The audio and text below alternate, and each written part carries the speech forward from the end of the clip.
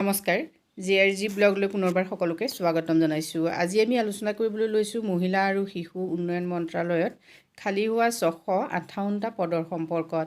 এই পদসমূহৰ বাবে মেট্ৰিক পাছৰ পৰা সকলো কেণ্ডিডেটে অনলাইন কৰিব পাৰিব আৰু পদসমূহ কণ্ট্ৰেক্সুৱেল, কিন্তু যথেষ্টখিনি দৰমহা আছে এই পদসমূহৰ বাবে আপোনালোকে কেনেকৈ অনলাইন কৰিব, লাষ্ট ডেট কেতিয়া, সেই সম্পৰ্কে সম্পূৰ্ণ তথ্যখিনি আপোনালোকে এই ভিডিঅ'টোৰ দ্বাৰা জানিব পাৰিব। Directorate of women and child development আছামৰ তৰফৰ পৰা ৰিক্ৰুইটমেণ্ট ঘোষণা কৰা হৈছে।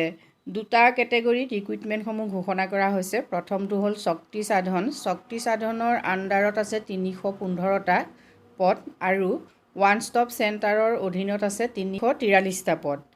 এই পদসমূহ অসমৰ প্ৰায়বিলাক ডিষ্ট্ৰিক্টতেই আছে। এতিয়া শক্তি সাধন আণ্ডাৰ মিছন শক্তি, ইয়াৰ অধীনত থকা পদসমূহ আপোনালোকে চাওক। ৰেচিডেণ্ট ছুপাৰিণ্টেণ্ডেণ্ট, ইয়াত আছে 35টা পদ। এই পদসমূহৰ বাবে যদি আপোনালোকে অনলাইন কৰিব বিচাৰে তেতিয়াহ'লে মাষ্টাৰ ডিগ্ৰী থাকিব লাগিব। মাষ্টাৰ ডিগ্ৰী বিশেষকৈ ল', social work, sociology, social science, psychology, এই বিষয়বিলাকত মাষ্টাৰ ডিগ্ৰী থাকিলে আপোনালোকে অনলাইন কৰিব পাৰিব। লগতে ওমেন ৰিলেটেড কাম কৰাৰ যদি আপোনাৰ এক্সপিৰিয়েঞ্চ আছে তেতিয়াহ'লেও অনলাইন কৰিবলৈ আপোনালোকৰ সুবিধা হ'ব। নেক্সট হ'ল অফিচ এছিষ্টেণ্ট। অফিচ এছিষ্টেণ্টৰ পদ আছে 35টা। এই পদৰ বাবে যদি অনলাইন কৰিব বিচাৰে তেতিয়াহ'লে যিকোনো ষ্ট্ৰীমৰ গ্ৰেজুৱেট হ'লে অনলাইন কৰিব পাৰিব আৰু 3 বছৰ এক্সপিৰিয়েঞ্চ থাকিব লাগিব। নেক্সট মাল্টিপাৰ্পজ ষ্টাফৰ পদ আছে 70টা। হাইস্কুল পাছ হ'লে অৰ্থাৎ মেট্ৰিক পাছ হ'লে এই পদসমূহৰ বাবে আবেদন কৰিব পাৰিব। নেক্সট আহিলে কুকৰ আছে 70টা পদ। ইয়াত এডুকেশ্যনেল কোৱালিফিকেশ্যন আৰু এক্সপিৰিয়েঞ্চ বিচাৰিছে। মেট্ৰিক পাছ হ'লে কুকৰ বাবেও আবেদন কৰিব পাৰিব, লগতে এক্সপিৰিয়েঞ্চ থাকিব লাগিব। নেক্সট আহিলে ছিকিউৰিটি গাৰ্ড, নাইট গাৰ্ড, ইয়াৰ আছে পদ 105টা। মেট্ৰিক পাছসকলে এই পদসমূহৰ বাবে আবেদন কৰিব পাৰিব। যিসকল মিলিটেৰী বা পেৰামিলিটেৰী পাৰ্চন হয় সেইসকলক ইয়াত প্ৰিফাৰ কৰা হ'ব। নেক্সট আহিলে one stop centre under mission শক্তি, ইয়াৰ অধীনত ওলোৱা পদসমূহ হ'ল চেণ্টাৰ এডমিনিষ্ট্ৰেটৰ, ইয়াত পদ আছে 27টা। এই পদসমূহৰ বাবে এডুকেশ্যনেল কোৱালিফিকেশ্যন হ'ল master in law', social work, sociology, social science, psychology আৰু 5 বছৰ এক্সপিৰিয়েঞ্চ থাকিব লাগিব। নেক্সট আহিলে কেছ ৱৰ্কাৰৰ 60টা পদ আছে।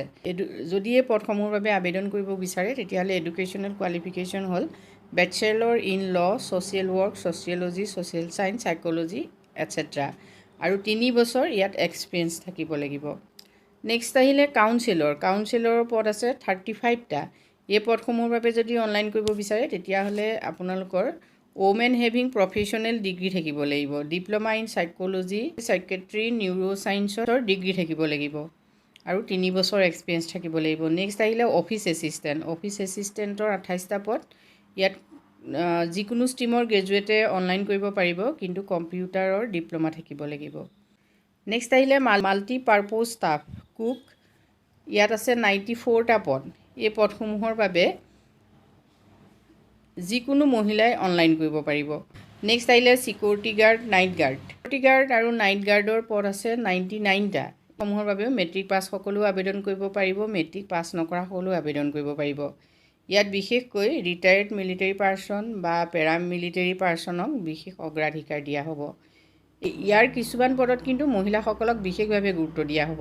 21 বছৰৰ পৰা 38 বছৰৰ ভিতৰত হ'লে আপোনালোকে অনলাইন কৰিব পাৰিব।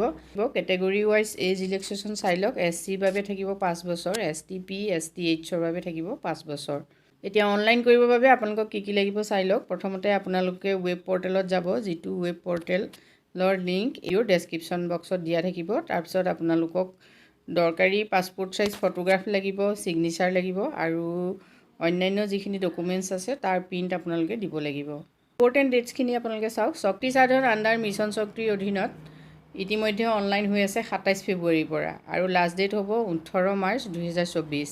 আৰু one stop centre under mission শক্তিৰ অধীনত খালী হোৱা পদৰ বাবে যদি অনলাইন কৰে 5 মাৰ্চৰ পৰা অনলাইন আৰম্ভ হৈছে আৰু 25 মাৰ্চলৈকে অনলাইন কৰিব পাৰিব, অৰ্থাৎ লাষ্ট ডেট হ'ল 25 মাৰ্চ। এতিয়া এই পদসমূহৰ সবিশেষ যদি তথ্যখিনি আপোনালোকে চাব খোজে তেতিয়াহ'লে ডেছক্ৰিপশ্যন বক্সৰ লিংকত গৈ আপোনালোকে ন'টিছ দুখন চাই ল'ব। আজি ভিডিঅ'টোত আমি আপোনালোকৰ বাবে এইখিনি তথ্য আগবঢ়াইছোঁ। যদি আপোনালোক উপকৃত হৈছে কমেণ্ট কৰি জনাব। ধন্যবাদ।